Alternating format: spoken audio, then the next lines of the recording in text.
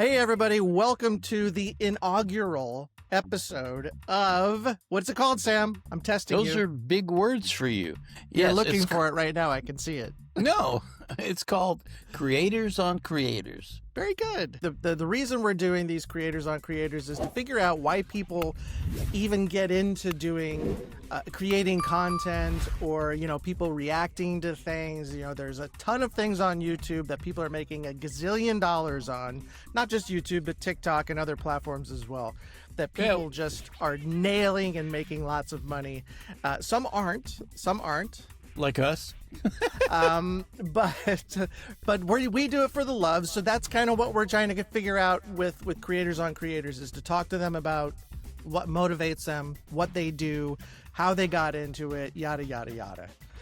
So that's the premise of the show. And that's why we have my good friend and buddy Ken Napzok, who is, well, Ken, why don't you just let us know your experience and your like a rundown of your work. I'm a broadcaster. I'm a writer. I'm a comedian, which I think those three things are shared skills shared by thousands of people in this city and millions in the world. But I'm doing all that stuff for a very long time. Been working in digital media in various capacities for both my own stuff, which if you all aren't making money, I'm making less, but also have worked for big channels like Screen Junkies, Collider Video. Those are probably the places where people might know me the most. I also worked for a little bit with New Rock Stars in a consulting writing capacity, and was a writer for the YouTube channel The Files in 2024, which was a fun journey, and a lot of other things. So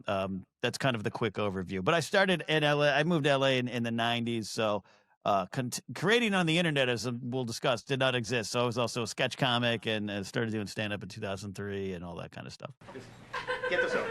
Okay, we're almost done. Right. Okay, number 11. Number 11. Number 11. You've forgotten your spouse's birthday. Do you bring her A, an egg? B, unopened mail? C, a tiny, tiny boat? Or D, an apologetic love letter with coupons for a free hug?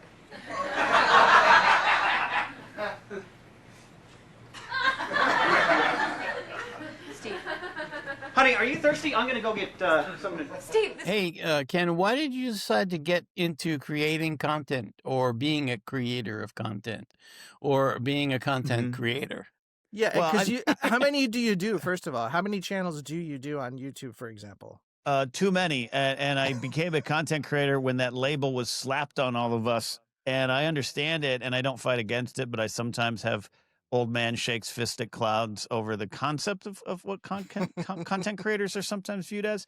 Yeah. I have, so I have a show. I have my own YouTube channel, just under my name, Ken Napzok, but I have a show that I do 3 times a week called The Blathering Live.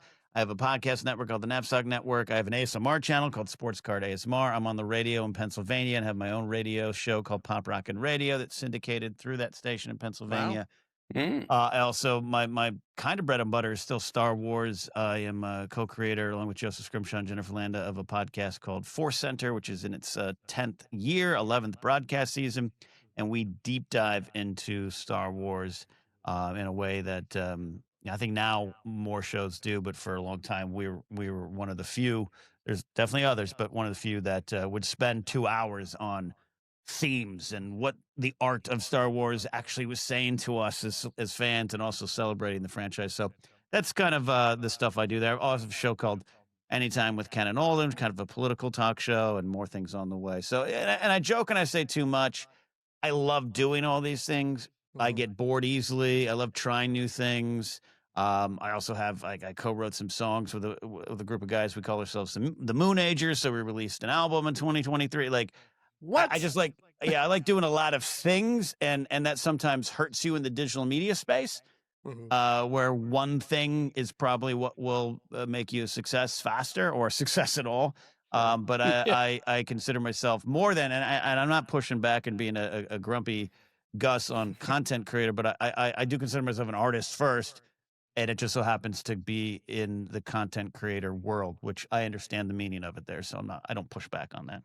Well, and that's the platform now anyway, right? With Yeah. Hollywood doing what it's doing at the moment, a lot of people are moving to platforms such as YouTube, TikTok, Instagram, and all that. So, yeah, I kind of have I kind of with you on that because I come from a producer world, and the fact that I'm called a content creator kind of feels a little insulting. But Yeah. but I've like you, I think I've come to kind of like just that's what it is. That's what people are calling it. Just run Yeah. with it. It is what it is, and I think we are older guard folks. We're the older generations, but I see it even with some of the younger generations. I try not to get bogged down, but I think it just speaks to what the for folks like you and I. It might be, I won't speak for you two, but there's sometimes what I call the death of expertise, and here I am, a trained former radio broadcaster from the 90s and a good host and there's I host panels at conventions, and it's smooth and it's wonderful, and the guests come up to me after and go, oh my god, that was so good, but I'm not getting the jobs. It's the person with 2 million subscribers because they swing a lightsaber around and they edit it fast on TikTok, and they can't host and they can't ask good questions and they can't. But I have to give up the bitterness and go, yeah, this is what it means. And either I swing lightsabers and get the jobs, or I do what I do and try to find my way forward in that. That is kind of the way it works today. I've had this discussion with Sam many, many times because he and I we met doing TV. So when he was editing, these were polished pieces, it goes to network. And we have to remind ourselves that's not how content works on platforms like TikTok and stuff. They're very fast. They're very jumpy. The faster, the better, it seems sometimes. But I digress. It was a learning curve. Would you agree, Sam, for us to kind of get to that point? Yes, but yeah. All right. Yeah. Thank you, Sam. Yeah. I mean, and there's some truth that I push back on some of it of just like I'm not, I came up in the sketch world and trained at the Groundlings and all this stuff. And then I see on TikTok people very successful who have unlocked how to do the medium. Right. And I think that's what you're kind of touching upon, Scott. Yeah. So I look at them and go, yeah, that's some great stuff. But then some of them get to SNL, and it's like, I don't know if you can handle a live audience 7 days a week. Like, it's a different thing to write a sketch, and you're doing a wonderful, funny 30-second TikTok bit, but the premise is 30 years old because we all did that joke 30 years ago. You're just unlocking it now. But I think that itself is a skill that I sometimes can't do. I am not good at flipping my phone up and just going, hey guys, I have some thoughts right here today. Like it takes 72 takes because I need to perform. I'm a performer. I get it. So I need to, and though I'm a great improver and broadcaster, like it's so you say yourself, yeah, well, but it's like it reads as an inauthentic problem. I'm saying I words. got I you. can't even I know say what you're saying. So how did you, like you said, you're doing a bunch of things, juggling a lot of things, but how did you decide on what kind of content to do? It definitely starts from a place of what I'm interested in. The Star Wars stuff emerged in 2012, 2013. Started working with Schmoes No, Christian Harloff, Mark Ellis.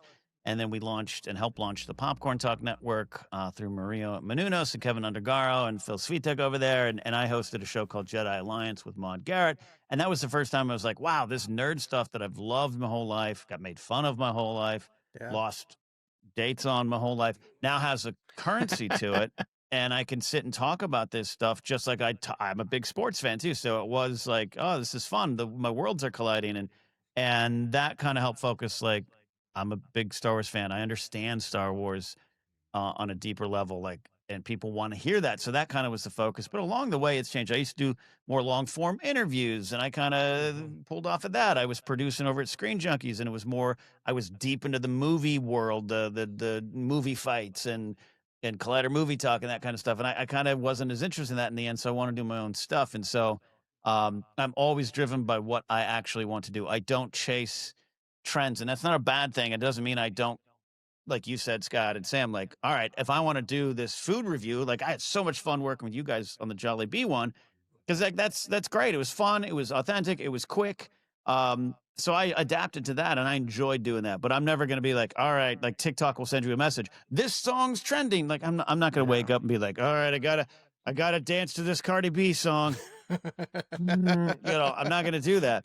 I launched my ASMR channel a couple years ago. It's small. ASMR is it's the biggest thing on YouTube. I once talked to someone who worked at YouTube, and they handled like the algorithm side of it. And I was at a bar, and I was drinking, and I was like, "What the bleep is going on with your algorithm?" He goes, "Look, man, if we just let things go a little more, without an algorithm, the only thing you'd see on YouTube is ASMR. That's I the believe only it. thing you'd see." I believe it. So I am yeah. a consumer of such things. So am I. And so a couple years ago, I had stacks and stacks of baseball cards around me from my old collection. I was like, I want to throw these away or get rid of them. They have no value. I was like, well, I like ASMR. I also like card sounds, like playing card ASMR triggers, hair scissor triggers. I was like, what if I just launched a channel? And so it's small. It's got a niche. It's grown, but it's not I'm not chasing the ASMR trend. I'm doing ASMR that I enjoy myself. And that's what drives all my decisions in content. So you've got a lot going on, and I hope we're going to put all those links down below. Yeah, 'Cause we'll there's get a lot of them. yeah, we'll get all That's too his much. stuff at the end. Yeah, we'll get it at the end. So, Ken, how many irons do you have in the fire right now? And secondly, how do you keep up with the schedule and pressure of getting content out on a timely manner Yeah. and a regular basis? Yeah, I joke and say too much, but also this is probably maybe we should get a therapist on here, but like I am one of those folks that is I say this knowing it sounds worse than maybe it actually is, but I'm one of those people that I don't know who I am without work or when I'm not working. Like I have Yeah. trouble just I'll play I'll play Fortnite and Madden until my brains fall out, but outside of that, like I kind of need to be working. So that's why I have a lot of stuff going on. But I'm recording, going live, or working on things 7 days a week. That I just have to keep up with the stuff I have going on. And I don't know if that's a great thing outside of just I like working. And then let's just be clear, like this is a thrill to me. I'd rather be doing this than sitting staring at my wall. I'd rather be talking to you all. But I think I warn often of creator burnout in the digital media space. And I say digital media, which is almost an old term. This just is media now, but Yeah. the YouTube and the TikToks and the Twitch and all those things, and back in the day, Vine. Yeah. The burnout is real. Yeah. Because we are driven by that algorithm, and then you all know, like if you all take a week off because life happens, or Sam's like, I need to go to Jolly Bee and get some pies. I'm not going to work today. I like that. And a video doesn't go out. Yeah. You're kind of erased from YouTube. You Yeah. know? Your audience won't find you for 5 days, and then they won't think about it. The casual viewers, we all have our regular viewers and our core viewers and our new viewers, but the casual viewers were like, oh, I like Scott and Sam. And then 7 days will go by, and the algorithm has removed you because you all missed one day or one normal time. Say you do it 3 times a week, and you miss one of those 3 times. And then all of a sudden 7, 8 days go by, and they're like, what happened to those guys? And they don't see you. Yeah. And I think we are all kind of beholden to that. And I have seen the creator burnout strike hard for some people that I've worked for in the past. And I try to avoid that too. But it's hard. To your question, Sam, I truly do have too many irons in the fire. And if I was to put some of them out, maybe one thing would take over the rest. But I have too much fun doing that stuff. I was going to say, you'd fill it with, if you quit something else, you'd probably fill it with something similar. I have a feeling. So you got to keep busy. Yeah. Yeah. Well, so with that in mind, I know you said, we were joking earlier. We were all joking earlier about how we don't make money on this. So make a lot of money anyway.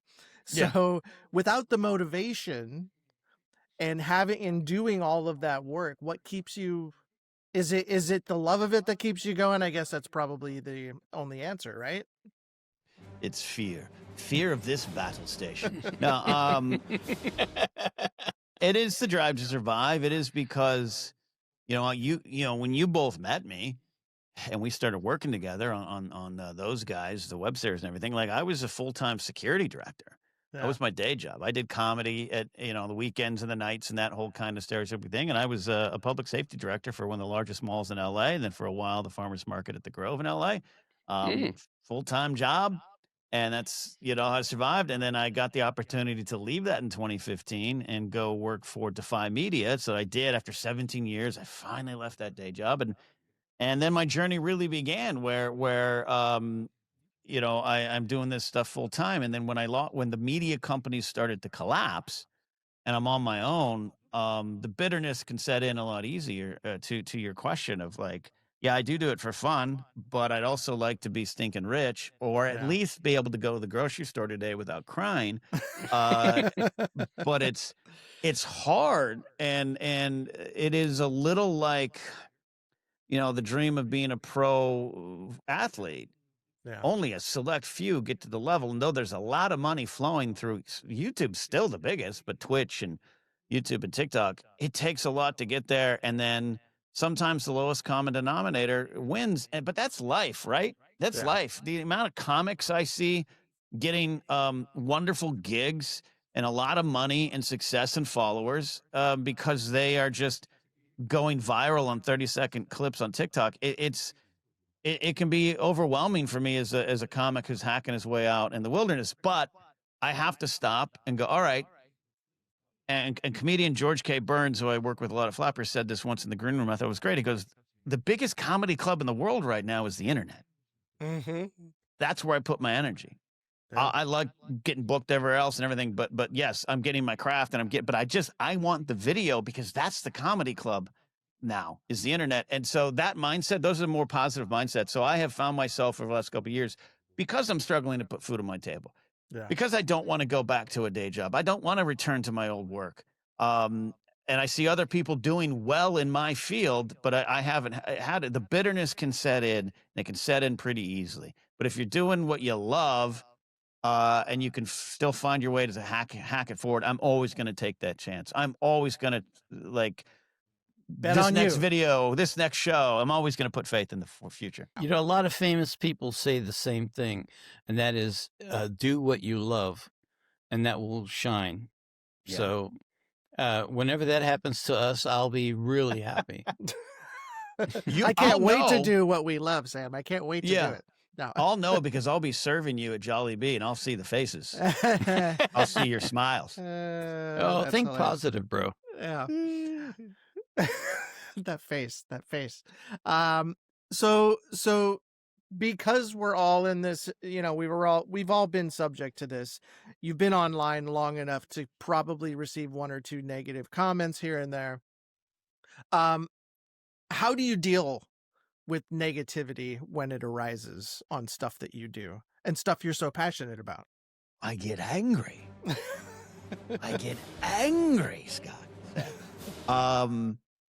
Yeah, and you're always it's frustrating too, because a lot of it is just like, I think the biggest frustration, we're talking about trolls or comments or that kind of stuff.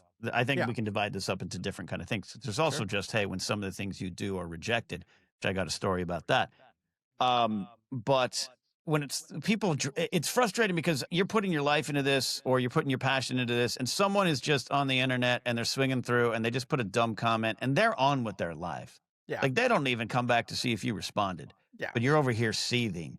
I'm trying to stop that. I'm trying to realize a lot of times it's just bots.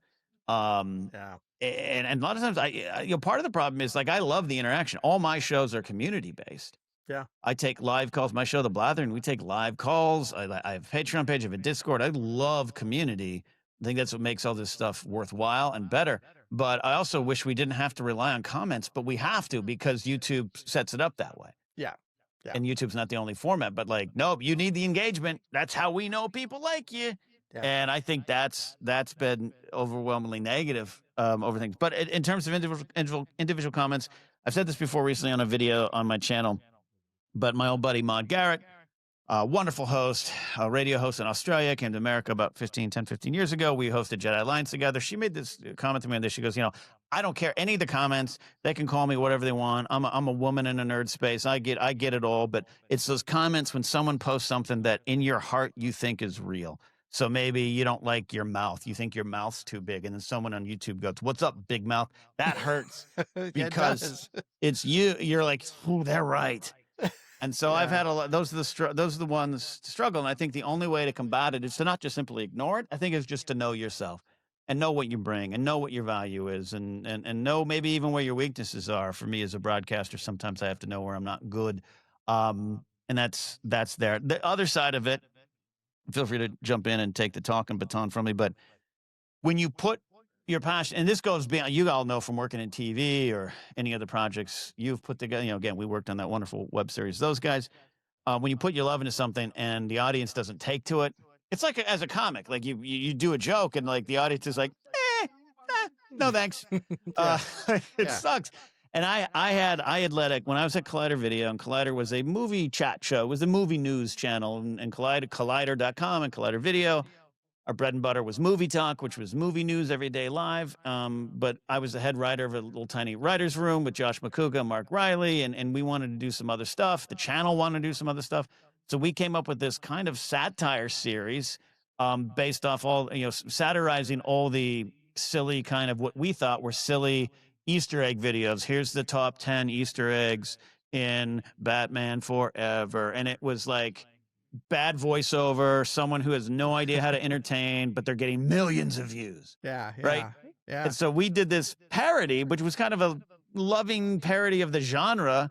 We all had characters. We called it Captain Learning. Like I was like, this is amazing. Well, I'm so proud of this. I'm so proud of this. Yeah. And we released 3 videos on one day, which I don't know. This is like 2016 range. Might not have been the best thing. But I was in Las Vegas. I was in Vegas that week for a wrestling convention because I used to be in pro wrestling, as you both know.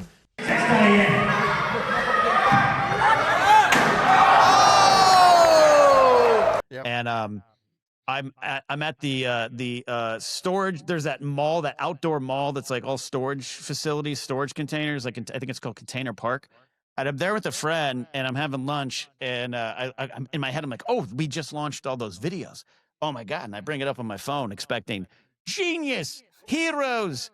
I watched in real time as the series got canceled by my bosses. Oh, wow. It was so hated. It was so ripped apart by our fan base, not strangers, our fan base. And I don't know what it was. I think it was just different. They were used to movie news, and this was kind of comedy parody. It also was parodying videos that maybe they liked. Like we had, we never published, but one of the top 10 Easter eggs in Rogue One, and the number 1 Easter egg was Darth Vader. He first appeared in Star Wars, and it's like, I thought this was. We had some of my favorite jokes. Oh my God, I love the jokes we wrote. They rejected it. Yeah. And I still got fans, even like a year or 2 after. Like I'd post something on Twitter, and someone would be like, "Dude, this is way funnier than that Captain Learning shit." And I wrote back one of them. I wrote them back and was like, "Mother trucker, I wrote that, and that was the funniest thing I ever wrote. So F off." Yeah. And I was like, "No, F off." Like you all didn't get it. So it's hard. It's hard, man. It is hard. I have to say that I think part of the reason that happens is because people don't like change. They get comfortable. They get comfortable with a certain thing, a certain format, and if you throw in something different, they go, "Whoa, wait a minute!" That's happened to us a lot. What show was it for again? It was this was Collider Video. Collider Video, which is huge. But it was huge. And to Sam's point, that was the crux of the issue. It was comedy. It was parody. And if we had just launched, I think, a separate YouTube channel. Yeah. And hey, Captain, and just played it off as like, who knows who these guys are. Yeah. Instead, we tried to change things up, Sam. And going back to the content creator thing is a little bit of where I have the frustration with the content creator algorithm world. It's tough to get people to invest in us. And that's the goal to me. Like, I want you, like, if you go to my YouTube channel, it's The Blathering. I could probably be more successful if I just said my YouTube channel is called The Blathering. But I also put up stand-up videos. I do occasionally review food. I have essays I put up. Like, I want you to invest in me and then follow me on my little adventures. It just doesn't work that way. And I'm often swimming upstream, to your point, Sam. You're right. If you guys suddenly were like, we're going to react to the top 10 favorite Bible verses of our life. Like, you might get some pushback. The pushback would be the least of it by our own selves. And don't do that. Yeah, don't do that one. Yeah, I think that's the key too, is Sam and I have also discussed, like, a lot of people like the songs or the movies or the TV show, whatever it is that we're reacting to. A lot of people like those, but our goal isn't for them to come see the songs and the movies and stuff only. It's to see Scott and Sam watch these things and react in their own funny, unique, humorous way. But the key is to try to get all those people to keep coming back, and it's coming back. I want to know, have you cracked that code yet? Have you cracked the code on how to get people to come back? No. My ASMR channel is the one that's more, because it is slowly growing. Again, it's called Sports Card ASMR, and it's very niche within a bigger genre. But it's like, I track the casual versus regular more than I do my other channels. What I have learned in my other channels, my live show, it's like a modern radio show. It's an AM radio talk show for a modern age, and I have a core audience. I have a core audience that's smaller that hangs out with me live. I have a smaller core audience that calls into the show. And there's been times where I have maybe even publicly been like openly frustrated that I don't have more listeners. Mm-hmm. And why that's understandable, because that could translate into, again, maybe I could pay that electric bill this month with no problem. It's not fair to the audience that shows up. Yeah. And it's you're not just playing to them. That is your audience, and you want to connect with them and respect them for showing up. You don't want to be like, oh, these folks again. Like, I'm built off those folks. I'm sure we get a lot of that too. Yeah. Yeah. Yeah. And Oh, I have these two. so I've had those moments where it's like you can in the Star Wars world, ForceCenter is, you both know me, I'm very self-loathing. I don't really like myself. We understand that. But ForceCenter, me, Joseph, and Jennifer are very influential within the Star Wars podcast world. There's a lot of people that have started podcasts because of us, and some are way bigger than us now. Way bigger. Yeah, and it's Sam, way bigger. Or they get we're not invited to Lucasfilm events anymore. We used to be on some of those lists. We're not anymore. Yeah. But some of the other people who are like lifetime fans, you made me do this, they're going, and I can't be bitter at them. But it's like so it could be. I always use the example of in music. Like one of my favorite bands is the Replacements, who were a punk band out of Minnesota who became like a great rock band in the '80s. Highly influential. They didn't make it big, but they influenced Goo Goo Dolls, Nirvana, Teenage Fan Club, so many other bands that went on to big things. And Paul Westerberg's kind of bitter about it. Sure. I don't want to be that. So I don't want to overlook the people I do have in my audience. Yeah. Yeah. Well, how about this? Do you have any positive, fun stories to share about your time as a content creator? Anything fun instead of depressing? Yeah, I do. Sorry. Am I getting too bitter? No. Part of your one? No, I like, because I feel like the stuff that you've told us, it's not bitter, because I think this is technically, I feel like this is what everybody goes through who's doing what we're all doing. So I mean, what you're saying is everything that Sam and I have been through ourselves. So yeah, I totally totally get it. Yeah.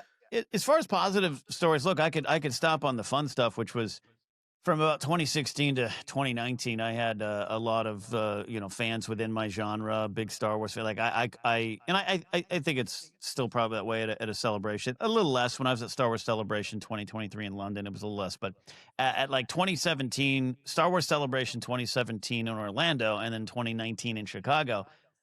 I couldn't go 5 feet without being stopped. I couldn't go 5 feet without a horde of people gathering around me to take photos and get autographs. And that's really fun, right? The little quiet nerd kid who grew up playing Star Wars in his backyard by himself.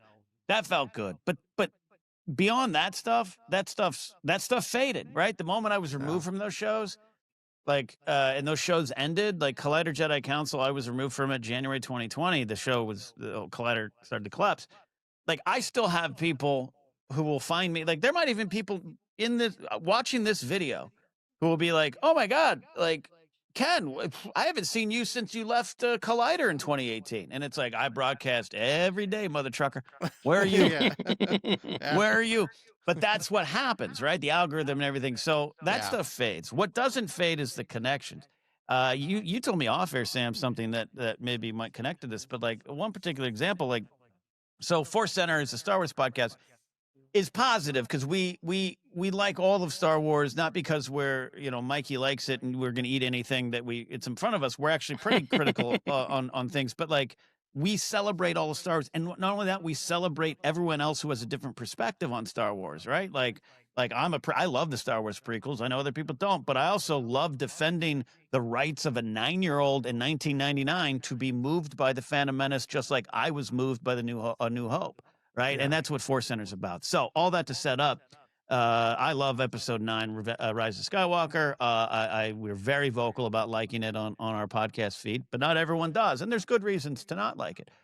In London, 2023, I won't use any names. We did a comedy show. Joseph and I did a stand-up show, and then we had a meet and greet upstairs at this London pub. And fans, everyone, again, fun moment. We're all drinking, we're having fun. But one of them pulls me aside, and he goes, "Look, he goes, I don't know who you are. I didn't know who you both were until like this weekend. But my sister, I'm in London with her for the celebration. I do like Star Wars, but I don't know who you are. But my sister loves y'all, and you gave me my sister back because she became so depressed after Rise of Skywalker came out, and that movie spoke to her." And it was her favorite, but everyone bashed her for it. And she couldn't celebrate or talk about it online. She couldn't talk about it at work. And she found you guys in your podcast, in your Discord, in your community. And she was able to enjoy it, love it, and understand the film and have people around her who let her be that. And I saw her come back. She was so depressed. And it seems silly you're talking about a movie, but this stuff represents us. Pop culture represents us. Sure. And he had tears in his eyes, and he goes, you brought my sister back to me. Oh, that's amazing. And that's why we do this stuff. Yeah. That's why we a build sweet communities story, around bro. our shows. Well, this is a good segue, maybe. Maybe not. What advice would you give to somebody who wants to start being a content creator? What's the best advice you could give them? Besides, don't do it.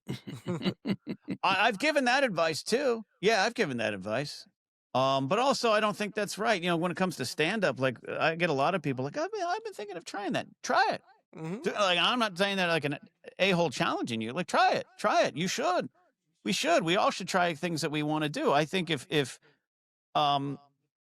because I remember I was at a convention. It was the World Chicago 2015 with Screen Junkies at Honest Trailers, and we had a big panel. It was the zenith of it, and someone comes up to me, and it was like a mom and a kid. And she was like, "Hey, this is my kid, big fan of yours. He wants to do what you do, and I'm trying to tell him not to. Can you tell him not to?" Oh, wow. Like right there, the kid's just like, And you're like, no, I can't. I kind of said, like, hey, go get your education, go do your things. But like, also like, it's hard to also look at someone like that who has a passion for this and also not realize, yes, some 19-year-old's buying his third house because he's a Twitch streamer. Like, Yeah. we all see that. Yeah. I've had interactions. There was a friend of mine whose cousin was a fan of our podcast, The Schmoes, and he was like, Uncle Mark, I'm going to try to do what you do too. And we were all kind of like patting him on the head. That's good.